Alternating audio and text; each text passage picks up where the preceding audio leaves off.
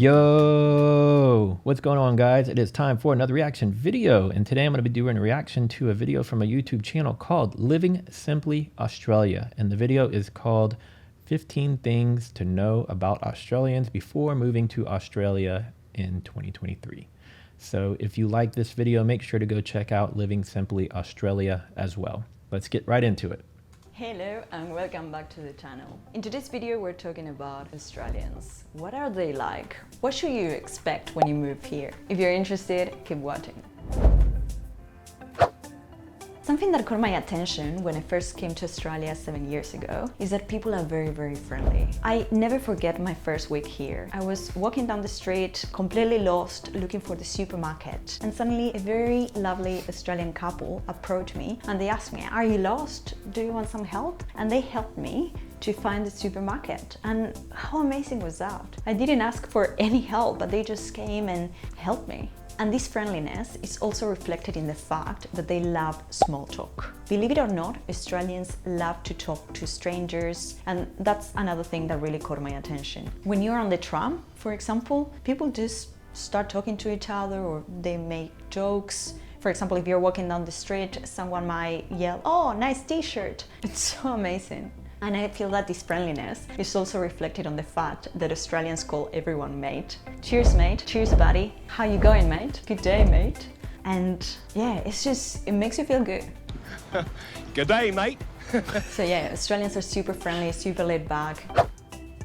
I've recently discovered Shami Prasal, and so I've been consuming a lot of his videos, making memories and Uncut Kitchen and all of that, and I've watched a ridiculous amount of their videos in the last couple of months, and so I feel like I almost know those guys by now.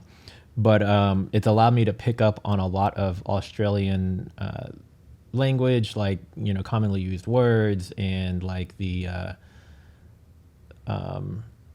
foods, and just a lot of stuff that you pick up from watching their videos, and it seems like the very similar to here in the U.S., but with, you know, just a tinge difference in the culture as is expected.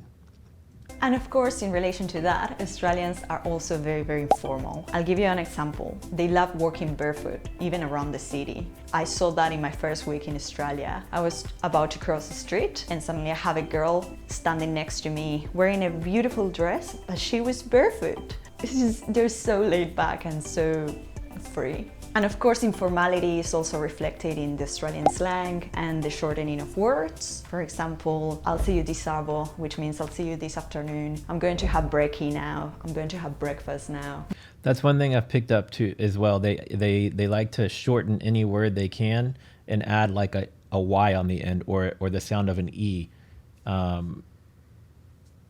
Shortening the words in any way possible. Which means "I'll see you this afternoon." "I'm going to have brekkie now." "I'm going to have breakfast now." The dress code is also very informal. Everyone wears flip-flops or thongs everywhere.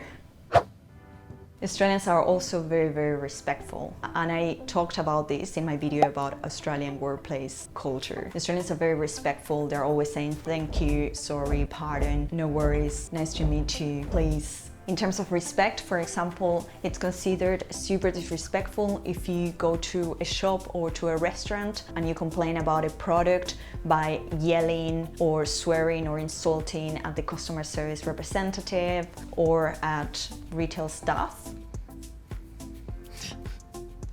Karen. So yeah, this is a society that really values respect and politeness. Another thing that you should know about Australians is that they make appointments for absolutely everything, whether it is to go to the doctor or to see a friend. I know that in some cultures you can just drop by your friend's house and say, "Hey, do you want to hang out?" But not in Australia. Here usually you call your friends and you organize a time to see them during the week. I'd say it's pretty much the same here. The only time I would think you might just be knocking on somebody's door is maybe perhaps like you're in college dorms or something and you all live next to each other, or even as a young adult, if you're maybe perhaps in an apartment complex or something and a lot of your friends are also your neighbors. But typically You're not going to just drop in on somebody. You're usually going to call or text them ahead of time and at least confirm that they're home. And then if they are home, hey, do you feel like hanging out? Do you want to do something? But very seldomly what I would say here in the US either, that you just drop in on people. And there might be some places that people do that, but not where I'm at least. But you don't pop up unannounced. And speaking of making appointments, usually it's considered rude if you are late. So that's another thing. Australians really value punctuality and being on time. Personal space and greetings. Australians really love their privacy and their personal space. So this means that if you're talking to someone, you do so by keeping a bit of distance. Or for example, if you're in line, you keep a bit of distance as well. Too much proximity sometimes can feel a bit uncomfortable. And this of course goes for greetings as well. When you meet someone for the first time, you don't kiss them on the cheek or you don't hug them. You usually say, hey, how you going? Or you shake their hands. If you know them and they're your friends, you can give them a hug, and that's usually the case, especially with women. Guys usually just shake hands, even if they know each other. Also, when you shake someone's hand, and this is the first time you've met them, you usually say, nice to meet you too. Relationships, whether it is friendships or romantic relationships, usually take a bit of time to develop, and consent is something very important as well. You don't force anyone into an intimate relationship, and also bear in mind that both men and women are considered equals. Both people in the relationship have to be in agreement that they want to be with each other. If you're invited to someone's house here in Australia, the expectation is that you're going to reply, whether it is accepting that invitation or declining. But it is considered rude if you leave them hanging, wondering whether you're going to be able to make it or not. That's a pet peeve of mine, especially if I'm taking time from my day to meet with somebody and they leave me hanging. That really drives me nuts. And it's happened to me twice in the last week, and yeah, it's just really disrespectful, I think, to tell somebody you're going to be somewhere or you're going to show up or you're going to do something and then just leave them hanging. That drives me insane. So always RSVP, that is, reply to that invitation.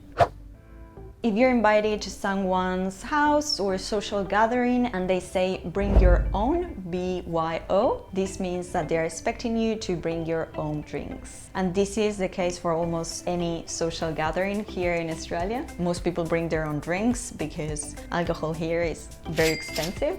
Many times you'll also be asked to bring a plate, and that means to bring a dish of your liking to contribute to the table, and everyone shares the food. It's potluck style. So it's like when I host gatherings, parties, events in my home, I'll typically provide a bunch of drinks, but I also always tell people if there's a specific drink that you want that you think I might not have, then you might want to go ahead and bring it.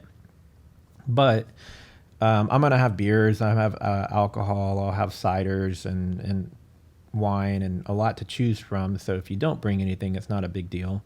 And then if it's a meal, if I'm hosting like a dinner party, then I may not expect anybody to bring anything.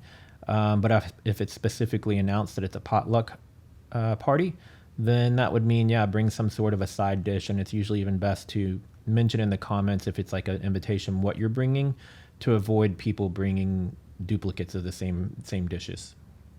To bring a dish of your liking to contribute to the table, and everyone shares the food. So this is very, very common. In terms of the dish that you can bring, usually finger food such as sausage rolls or pies would be okay, or even meat for the barbecue, or a pasta salad. Also, speaking of barbecues, it's very common in Australia to have a barbecue at the park to celebrate a birthday or an occasion with your friends. And you'll see that there are many public barbecues all along different parks, and that's something that really love about Australia. And remember that Australians call barbecues barbies. Another very common social gathering in Australia is the housewarming party. And this caught my attention because it's not something common in my culture. But basically a housewarming party is that when you move into a new house, you host a party with your friends and you show them your new house, you show them the bedrooms, the living room, you have some drinks, some finger food, just talk. It's another excuse to really meet with people and socialize. Same here in the US. Oh, and if you're invited for dinner here in Australia, dinner usually starts at 6 or 7 p.m. And don't be late. Remember that Australians really, really love punctuality. And if you're going to be late, let them know. In terms of food, Australians really love Vegemite, Tim Tams, smashed avocado, Indian food, fish and chips, Thai food, and any Asian food. Really, every time that I talk to my Australian friends and I say, what would you say it's a national Australian dish? It's very hard for them to really pinpoint what's the typical Australian dish because Australia is so multicultural. You'll find amazing dishes from lots of different cultures. You'd be surprised to hear, maybe not, but in Australia, kangaroo as well is a typical dish. Interesting. If you want to dine out, go to a restaurant. Usually restaurants close at 9:30, 10 p.m. and that's the latest. Which is really funny because I come from a Spanish culture and 10 p.m. is usually peak hour. Here, it's usually going to be 9:30 or 10 o'clock, maybe on a weekday. But on the weekends, it's going to be much later. And then some places will be even open as late as 2 a.m., depending if it's also active as far as a bar, you know, so it might be a bar and restaurant. But if it's solely a restaurant, probably around that 10 o'clock hour on weekdays, but the weekends will be usually later. Australians love their drinks, especially beer and wine. And they have a pretty strong drinking culture. And it seems that that's one of the main reasons as well why alcohol is so expensive here, because it's heavily taxed to discourage its consumption. Another drink that Australians love, especially here in Melbourne, is coffee. The coffee culture is huge and the coffee is so good. Australians love environmental conservation. They really look after their parks and nature and wildlife. They're very environmentally conscious. Here, recycling is very common. For takeaway coffee, Australians usually use reusable cups, especially at work. No littering of the streets, parks. You always take a rubbish bag with you if you go camping, if you go hiking. They're very hefty fines. Leave it cleaner than you find it. With you if you go camping, if you go hiking. They're very hefty fines if you litter. If you go camping, hiking, or you are in nature, the best way to behave is to follow the leave no trace principles. That is, don't disturb wildlife. If you find logs or dirt or flowers, just leave them in their place. Don't leave rubbish behind. Always take your rubbish bag with you. Playing music out loud at a campsite or at the beach is considered rude, but I'm going to make a video about the things that you shouldn't do here. It's pretty much like that here in the US as well, especially if you're going into any national or state parks. Those are the actual rules, is you have to leave it cleaner than you found it. You shouldn't be leaving any debris or trash behind, and it's pretty strict. Now, common parks like neighborhood parks or just local parks, it's you should still follow those same rules, but there's going to be those people who just are careless and gonna leave messes, unfortunately. It's considered rude, but I'm going to make a video about the things that you shouldn't do here in Australia, so stay tuned. Another thing about conservation is that Australians are very conscious when it comes to saving water, because there are many droughts around the country, so being mindful of the amount of water that you use when you take a shower. The rule is usually a 3-minute shower. Wow. Australia is a very multicultural nation, and this means that they celebrate a lot of cultural festivities such as Chinese New Year, Diwali, and many others. Christmas in Australia is a public holiday, and Australians usually celebrate Christmas by having lunch with their family on the 25th of December. They don't usually celebrate Christmas Eve. The 26th of December is a public holiday as well in Australia, and this is called Boxing Day. Traditionally, this day represents a day when the rich give money and donations to those in need. But nowadays, Boxing Day is the day when most retail stores have huge sales on different products. Australians also celebrate New Year's Eve on the 31st of December, and you'll see firework shows all over the country. Especially, of course, the Sydney one is the most popular one across the world. Fun fact, did you know that Australians are not allowed to set off their own fireworks? This is actually illegal in Australia. So if you were expecting to buy your fireworks, I'm sorry to say, but you won't be able to do that. Australia Day, this is a public holiday that takes place on the 26th of January, which marks the day when British colonies arrived for the first time in the Australian continent. But this is a bit of a controversial date. And many people, especially the young ones, don't really celebrate Australia Day anymore. Because this day also marks the day when Aboriginal or First Nations people were brutally colonized by the newly arrived British colonies. And there are more and more social movements that are calling for this day to be completely abolished or changed. It's kind of like here in the US with Thanksgiving. There are people who are trying to do the same thing, but Thanksgiving is never going to go away in the US. I do understand the reasoning behind it. I do sympathize and empathize with the people who are descendants of those who were slaughtered, but you can't rewrite history. So hopefully that doesn't offend anybody by me saying that, but you should still acknowledge when the country started. But it doesn't necessarily mean that you condone what happened.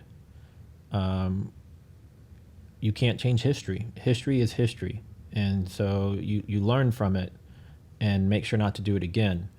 But trying to ignore it is worse, because then you open the idea of it being forgotten, and then it can repeat itself. So that's my thoughts on that. Movements that are calling for this day to be completely abolished or changed. So bear that in mind. Every time 26th of January comes in, there's going to be a lot of movement.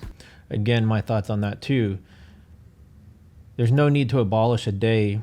If you don't like it, then you, as the individual, can choose not to celebrate it. But you can't try to force everybody else not to celebrate it.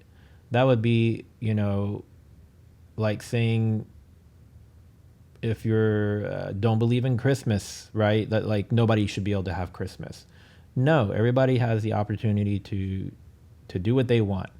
And if you don't like that day, then go do something else with your time. I'm sure you're happy to take the paid day off from work on that day, right? Are you taking your money and giving it back? I doubt it. So that's my thoughts on that. You do you, and let everybody else do what they do. Around the country. Something that you should know is that Australians don't usually debate about politics or religion. In many countries, including mine, debating about all these issues is very, very common, especially when you're in social gatherings or with your family over the table. You usually debate about the things. This is not the case in Australia. So if you're at work or just with your Australian friends, try to avoid these topics because it may make some people feel uncomfortable. It's kind of the same here in the US. You used to be able to have these conversations, but now everything is so polarized on politics, and it's better not discussed because you don't want to damage friendships or relationships. It's better to just not have those discussions, and yeah, I don't know how to explain it really, but it's just such polarizing topics. Same thing with religion. Like, you can discuss it lightly, but you don't want to try to push your beliefs on somebody else. Kind of like what I was talking about a minute ago, the people wanting to abolish that day. You're trying to force something on somebody else, and that's just as negative connotation as, I guess, discussing politics and religion. If you don't like that day, you just don't celebrate that day. If you don't like somebody's political beliefs, then don't discuss their political beliefs or their religious beliefs with them and try to force your own thoughts and your own political beliefs or religious beliefs onto someone else. If you want to find a topic to talk about in Australia, sports is your best bet, especially footy and cricket. If you don't know what footy is, this refers to the AFL or Australian football, and this is a sport unique to Australia. After 7 years of living here, I must be honest, I still don't get footy, but most of my Australian friends are crazy about footy. They go to the footy every weekend. So for my Australians, is footy similar to rugby? Or is it completely different from that? It's different from soccer, it's different from American football, and it's different from rugby? Or is it similar to one of the three? tell me in the comments. Give me a better idea of what footy is. They love it.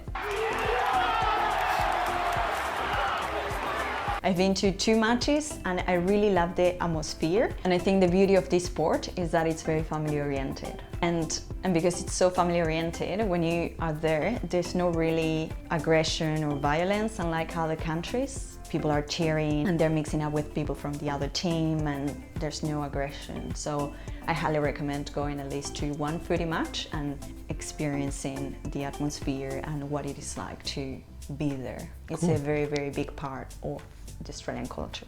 So this is all for now. If you like this video, please like and subscribe. It really helps to support the channel. If you have any questions or other topics that you'd like me to cover, please leave a comment below and I'll see you next time. Bye. Really enjoyed that video, and I'm guessing from her accent, she may be French possibly. So it's cool to see it from her perspective, because a lot of the things that she pointed out were very similar to how they are here in the US. But there are a few French YouTubers that I follow, one that has recently been visiting the US for the first time, and so her impression of the US is very similar to her impression of Australia, so, and the accent as well. So that's what leads me to believe that she's potentially French. But yeah, this was a great video, informative video. Learned a few new things about Australia that I wasn't familiar with. I'm going to continue going through more Australia videos. So if you guys have some suggestions for me, comment below. Let me know if you've got a video link, provide it. That's also helpful. And yeah, if you're new here and you like this video, subscribe so you'll get notified every time I upload a new video. Give it a thumbs up. It does help the algorithm. And tell me in the comments where in the world you are watching from. How did you find my video, and what city, state, country, what have you? Where are you at? Where are you at in the world? I'll see you guys in the next video. Later.